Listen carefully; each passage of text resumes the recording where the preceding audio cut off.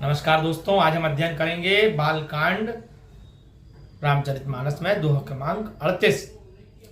जे श्रद्धा संबल रहित नहीं संतन कर साथ, तिन कहूँ मानस अगम अति, जे नहीं न प्रिय रघुनाथ, सियापति रामचंद्र की जय।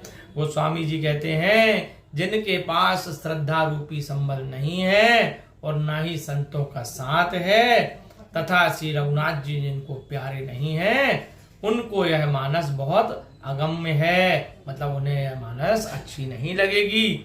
जो करी कष्ट जाई पुनि कोई, जात ही नींद जोड़ाई होई, जलता जाल बिसमोर लागा, गए हूं मज्जन पाव अभागा।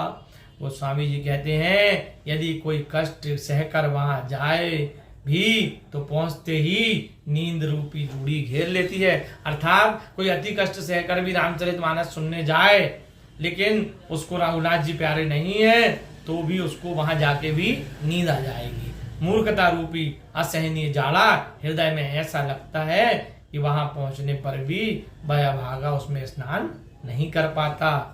करी न जाई सर मज्जन पाना, फिर आवई समेत अभिमाना, जो बहोरी को पूछन आवा, सर निंदा करिता ही बुझावा।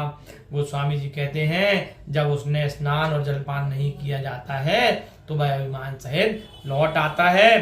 फिर जो कोई वहां का हाल पूछने आवे तो उसको सरोवर की निंदा सुनाकर समझा देता है, मतलब बुराई करता है कि वहां नहीं जाना है भैया। सकल विघ्न व्यापहि नहीं तेहि, राम सुकृपा बिलो कहीं जेहि, सोई सादर सर मज्जन करई, माँ घोर त्रैताप नजरी।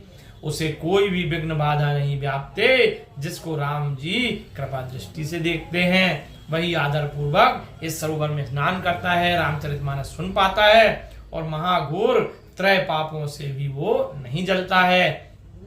जे नर यह तर तजहि न काहू, जिनके राम चरण भल भाऊ, जो नहाई चाहे सर भाई, सो सत्संग करहु मन लाई। वे भक्त जन इस सरोवर को कभी नहीं छोड़ते, अर्थात रामचरितमानस को कभी नहीं छोड़ते, जिनके हृदय में राम जी के सुंदर चरणों का प्रेम है। असमानस मानस चक चाही, भाई कभी बुद्धि विमल अवगाई, भयउ हृदय आनंद उछाहू, उमग्यो प्रेम प्रमोद प्रभाऊ। ऐसे मनुष्य सर को हृदय के नेत्रों से देखकर और स्नान करके कवि की बुद्धि निर्मल हो गई है, ऐसा कह के हृदय में आनंद और उत्साह भर गया और प्रेम व आनंद का प्रवाह उमड़ आया। चली सुभग कविता सरितासु, राम विमल जस जल भरितासु, सरजू नाम सुमंगल मूला, लोक वेद मत मंजुल कूला। नदी पुनीत सुमानस नंदिनी, कलिमल तृण तरु मूल निकंदनी। वो स्वामी जी कहते हैं, उससे सुंदर कविता रूपी नदी बह निकली, जिसमें श्री राम जी का निर्मल यश रूपी जल भरा है। उसका नाम सरयू है, जो सब मंगलों की जड़ है। लोक मत और वेद मत उसके दो सुंदर किनारे हैं।